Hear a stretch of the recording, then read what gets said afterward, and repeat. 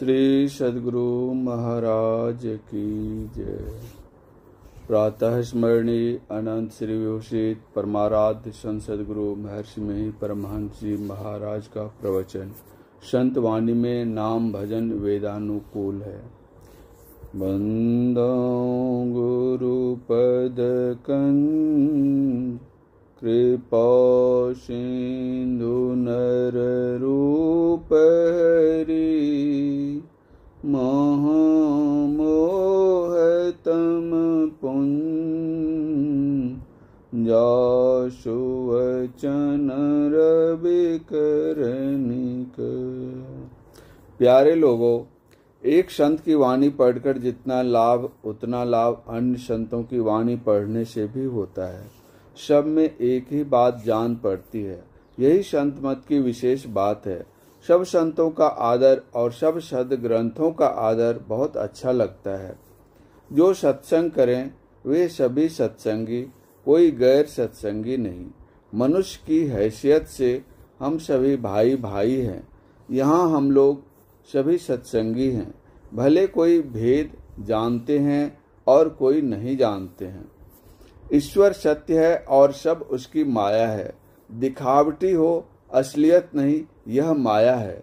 जब तक ईश्वर को पाया नहीं, माया सत्य मालूम पड़ती है। ईश्वर सत्य है। माया को पार नहीं करने के कारण हम माया में फंसे रहते हैं। उसके पार होने के लिए चिन्ह चाहिए। ईश्वर निर्मित और नर निर्मित चिन्ह होते हैं। जो ईश्वर चिन्ह ईश्वर से निर्मित है वह श्रेष्ठ है। ईश्वर निर्मित चिन्ह के आधार से भक्ति करें। ईश्वर निर्मित चिन्ह ज्योति और शब्द हैं। ये दोनों नर निर्मित नहीं, ईश्वर निर्मित हैं। सूर्य में से ज्योति निकाल लीजिए तो कुछ नहीं देखेंगे। ऐश्वर्यवान विभूति संसार में सूर्य है, यह प्रत्यक्ष है। इससे ज्योति निकल जाए तो कुछ नहीं बचेगा। इसलिए ज्योति ही सार है। केवल ज्योति हो, शब्द नहीं तो काम नहीं चले। शब्द के ज्ञान के वास्ते सब विद्यालय हैं। शब्द में वह शक्ति है कि शत्रु को मित्र बना दे और मित्र को शत्रु। शब्द से धनोपार्जन कर ले और शब्द से ही धन हीन भी हो जाए। धर्मराज युधिष्ठिर शब्द से ही धन हार गए।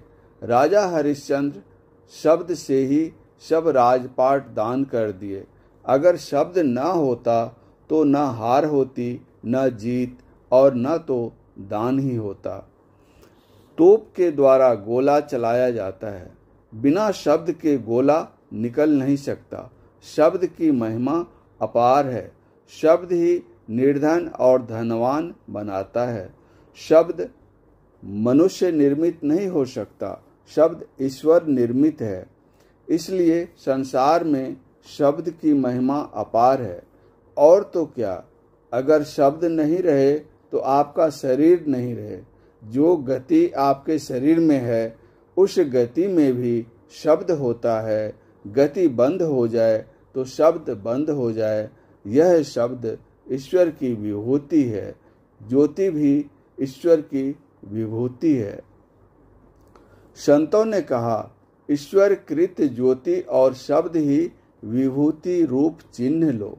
जानना चाहिए कि संत वाणी वेदानुकूल है। संत वाणी में जो नाम भजन है वह वेदानुकूल है। ज्योति और शब्द की उपासना बहुत उत्तम है।